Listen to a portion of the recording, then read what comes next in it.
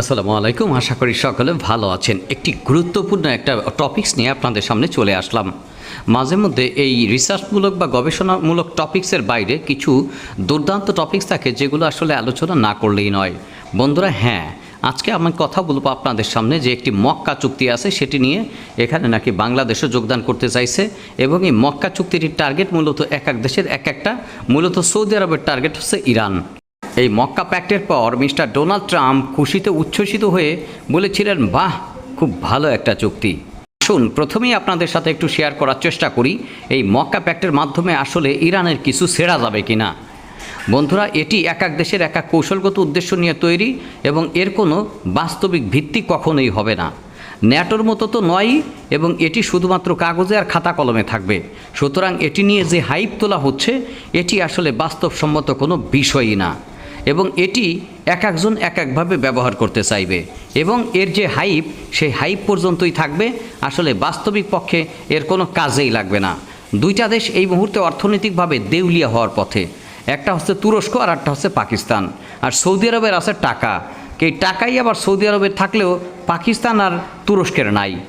Saudi আরবের টাকা থাকা সত্ত্বেও ইরানি হামলা থেকে তারা রক্ষা পায়নি এবং ইরানের কৌশলগত বা স্ট্র্যাটেজিক ছোট ছোট হামলাগুলোকেও তারা মূলত ঠেকাতে পারেনি।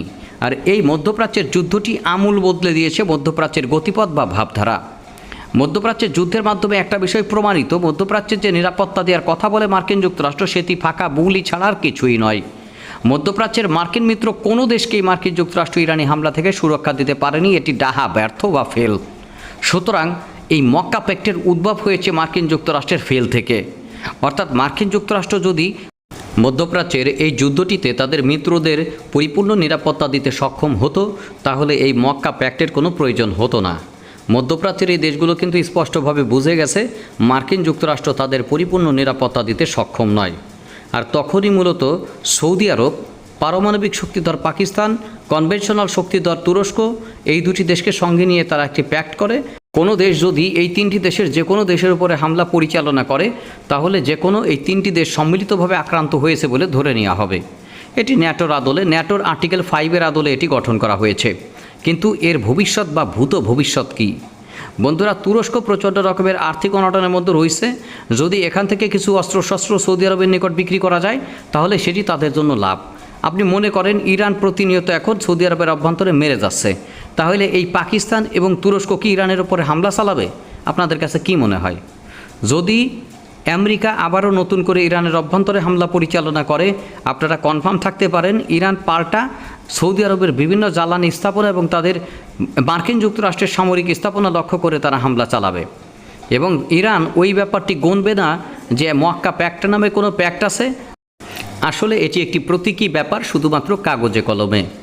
যদি মার্কিন যুক্তরাষ্ট্র আবারও ইরানের উপরে হামলা চালায়, আমি আপনাদের আবারও কোট করছি, যদি মার্কিন যুক্তরাষ্ট্র আবারও ইরানের উপরে হামলা চালায় এবং বৃহত্তর হামলার মাধ্যমে এসকেলেশন আরও গুরুতর হয়, তাহলে ইরান, আপনারা লিখে রাখেন, সংযুক্ত আরব আমিরাত, সৌদি আরব, কুয়েত, কাতার, এই সকল মার্কিন বেজ লক্ষ্য করে আবারও হামলা পরিচালনা করবে।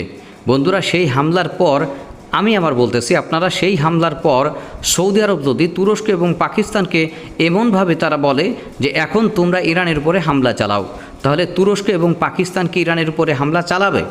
আপনাদের কাছে কি মনে হয়? বন্ধুরা, আমি আপনাদের এই প্রশ্নটির জবাব দেব। শেষ পর্যন্ত আমাদের সাথে থাকতে হবে যে আসলেই সৌদি আরবের উপর যদি ইরান কখন হামলা পরিচালনা করে, তার পাল্টা হিসেবে পাকিস্তান এবং তুরস্ক ইরানের উপরে এই চুক্তি অনুযায়ী বা মক্কা প্যাক্ট অনুযায়ী ইরানের উপরে হামলা চালাবে কিনা। ধরুন, তর্কের খাতিরে বললাম, এই চুক্তিতে বাংলাদেশ যুক্ত হবে। বাংলাদেশের অনেক যারা একটু অতিমাত্রায় সামরিক উন্মাদ, তারা এটা নিয়ে হাইপ তুলে এমন একটা ব্যাপার করছে যে এই মক্কা প্যাক্টে যুক্ত হইলে মূলত ভারত এবং মায়ানমার শেষ। বন্ধুরা, ব্যাপারটা বোঝা দরকার। শুধুমাত্র এমন কোনো বক্তব্য বা এমন কোনো বিষয় কল্পনা করা ঠিক না যেগুলো শুধু হাইপে তোলে, যার কোনো সামরিক ব্যাখ্যা নাই। আপনাদের কাছে কি মনে হয়? আসলে এই মক্কা প্যাক্টের মাধ্যমে সৌদি আরবকে রক্ষা করতে গিয়ে বাংলাদেশ যদি ওর সাথে যুক্ত হয়, যতটা না লাভ হবে, বাংলাদেশ এর সামরিক কোনো বিষয়ই উপকার পাবে না। ব্যাখ্যাটায় পরে আসবো বাংলাদেশ নিয়ে। এই ভিডিওতে আসলে মক্কা প্যাক্ট নিয়ে আমি কিছু বলবো না। আমাদের মূল কথা হচ্ছে যে আসলে এই যে তিনটি দেশ একত্রিত হয়েছে, কার উদ্দেশ্য কী, এবং ইরানকে এরা তিনজন মিলে ঠেকাবে কিনা, বা এদের কোনো উদ্দেশ্য বা ইচ্ছা আছে কিনা ইরানের সাথে যুদ্ধে জড়ানোর। প্রথমে বলি, এই তিনটি দেশ একসাথে কখনোই ইরানকে আক্রমণ পরিচালনা করবে না বা আক্রমণ করবে না। এটি শুধুমাত্র একটি মনস্তাত্ত্বিক বিষয়। অর্থাৎ ইরান বর্তমানে এমন একটি সুপার পাওয়ার মধ্যপ্রাচ্যের, তার হারানোর কিছু নাই, কিন্তু ইরানের কাছে অনেকের হারানোর কিছুই রয়েছে। সৌদি আরবের জ্বালানি শিল্প মূলত পেট্রোডলারের উপরে নির্ভর করে। সৌদি আরবের জ্বালানির অধিকাংশ বিনিয়োগ আমেরিকার বা মার্কিন যুক্তরাষ্ট্রের। সুতরাং এখানের প্রত্যেকটা খনিতে ইরানি আঘাত করা মানে একসাথে সৌদি আরব এবং তার সাথে মার্কিন যুক্তরাষ্ট্রের সম্পদের ক্ষতি হওয়া। ইরান এভাবেই ব্যাপারগুলো দেখে। আর মার্কিন যুক্তরাষ্ট্র যদি সৌদি আরব এবং সংযুক্ত আরব আমিরাত বা তুরস্ক অথবা পাকিস্তানের মাধ্যমে ইরানের কাছ থেকে নিরাপত্তা পায়, তাতে তো তাদের বেজার হওয়ার কোনো অপশনই নেই, তারা খুশিতে আত্মহারা হয়ে যাবে। কিন্তু আলটিমেটলি মার্কিন যুক্তরাষ্ট্রের সামরিক দুর্বলতা এবং প্রতিরক্ষা নীতির দুর্বলতা, মধ্যপ্রাচ্যে তাদের দুর্বলতার ব্যাপারটির কারণেই এই মক্কা প্যাক্টের উদ্ভব ঘটেছে। অর্থাৎ যেখানে মার্কিন যুক্তরাষ্ট্র নিরাপত্তা দিতে ব্যর্থ হয়েছে, তার পরিপূরক হিসেবে এই প্যাক্টটি হয়েছে। এটি মার্কিন যুক্তরাষ্ট্রের প্রেসিডেন্ট মিস্টার ডোনাল্ড ট্রাম্প স্বাগত জানাবে, এটি স্বাভাবিক। এখন সৌদি আরবের মূল উদ্দেশ্য হচ্ছে ইরানি হামলা থেকে রক্ষা পাওয়া। তুরস্কের মূল উদ্দেশ্য হচ্ছে সৌদি আরবের থেকে কিছু অর্থ পাওয়া, কারণ তুরস্কের অর্থনৈতিক রেজিস্ট্রেশন কিছু অস্ত্রশস্ত্র বিক্রি করা সৌদি আরবের অভ্যন্তরে। আর পাকিস্তানের উদ্দেশ্য হচ্ছে সৌদি আরব বিভিন্নবার অনেকবার তাদেরকে টাকা পয়সা দিয়ে বিপদ থেকে উদ্ধার করেছে।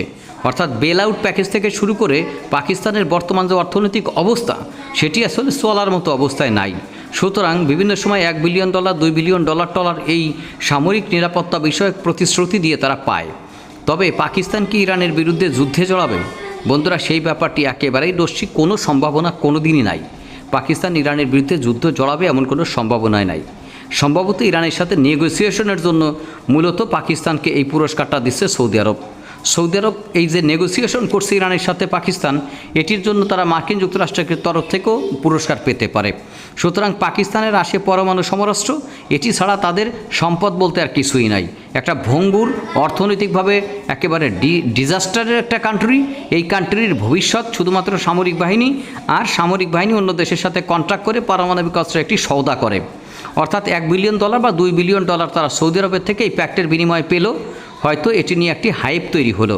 এখন বক্তব্য হলো, ইরান কি এই পাকিস্তানি হামলার সম্মুখীন হবে? কোনোদিনও না। তুরস্ক কি ইরানে হামলা করবে? আপনার কি মনে হয়? কোনোদিনও না। সুতরাং পাকিস্তানের বক্তব্য হচ্ছে এমনভাবে এটিকে কাজে লাগানো, পাকিস্তান যেন দেখাতে পারে ভারতের বিরুদ্ধে তাদের একটা শক্তি তুরস্ক এবং সৌদি আরব। পাকিস্তান মানে এক একজনের উদ্দেশ্য বা ভিউ কিন্তু এক একটা। এখানে পাকিস্তান দেখাবে যে তাদের ভারতকে ভয় দেখাবে তুরস্ক আর সৌদি আরবের দিয়ে, আবার তুরস্ক ইসরায়েলকে ভয় দেখাবে পাকিস্তান আর সৌদি আরবের দিয়ে, আর সৌদি আরব ইরানকে ভয় দেখাবে তুরস্ক এবং পাকিস্তানকে দিয়ে। মাঝে মধ্যে তারা ইসরায়েলকেও ভয় দেখাবে। অর্থাৎ যেটি ইসরায়েল বিরুদ্ধে একটা দেশ বা ইসরায়েল বিরুদ্ধে একটা জোট, সেটিতে কোনো দিন সমর্থন পাবে আমেরিকা যতই এখানে স্বাগত জানাক কিনা, যদি কোনো দিন মনে করেন ইসরায়েল সৌদি আরবের অভ্যন্তরে আক্রমণ পরিচালনা করলো, কোনো দিন কি এই পাকিস্তান এবং তুরস্কের নাক গলানো এখানে আমেরিকা মেনে নেবে? আপনাদের তাই মনে হয়? সুতরাং এই মক্কা প্যাক্ট আসলে এটি একটার প্যাক্ট ছাড়া কিছুই না। আমার বিশ্লেষণ বলে এর কোনো সুদূরপ্রসারী পরিকল্পনা প্রভাব তো দূরে থাক, এর ন্যূনতম কোনো প্রভাবই নাই। মধ্যপ্রাচ্যে যদি আবার ধমাধম যুদ্ধ শুরু হয়ে যায়, তাহলে দেখবেন যে এটি কোন ধরনের প্যাক্ট। আসলে এটা জগন্নাথ বা ঠুটো জগন্নাথের মতো দাঁড়ায় থাকবে। বন্ধুরা, যদি ইসরায়েলের বিরুদ্ধে কঠিন প্যাক্ট হয়, চরম এক ব্যাপার হবে। এটি মুসলিম ন্যাটো বলতেছে, কিন্তু আসলেই কি এই প্যাক্ট ইসরায়েলের বিরুদ্ধে কাজ করবে? তাহলে কি মিস্টার ডোনাল্ড ট্রাম্প এই প্যাক্টকে স্বাগত জানাতো? কোনো দিন যে প্যাক্ট ইসরায়েলের বিরুদ্ধে কাজ করবে, সেটিকে কোনোদিনও মার্কিন যুক্তরাষ্ট্র স্বাগত জানাবে না। এ হলো মোদ্দা কথা। আজকের মতো এখানেই শেষ করছি। আপনাদের বক্তব্যগুলো কমেন্টস বক্সে জানতে চাচ্ছি। ধন্যবাদ।